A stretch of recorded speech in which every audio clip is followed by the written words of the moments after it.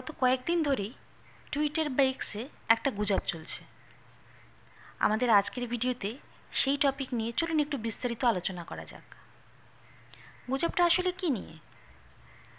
গুজবটা হচ্ছে, গত সপ্তাহে ভারতীয় বায়ুসেনা পাকিস্তানের কিরানা হিলসে কিছু মিসাইল অ্যাটাক করেছে, যেখানে পাকিস্তান কিছু গোপন রহস্য লুকিয়ে রেখেছে।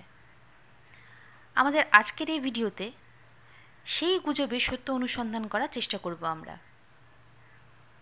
চলুন শুরু করা যাক। চ্যাপ্টার 1।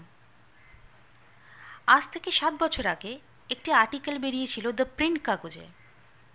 সেখানে কিছু স্যাটেলাইট ইমেজের সাথে বলা হচ্ছিল যে পাকিস্তানের কিরানা হিলসে কিছু এক্সপ্লোশন প্রুফ বাংকার তৈরি করা হচ্ছে নিউক্লিয়ার মেটেরিয়াল রাখার জন্য।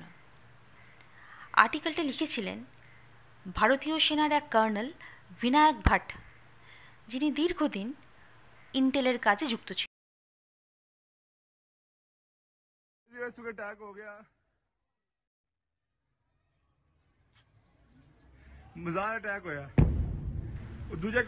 চ্যাপ্টার 2।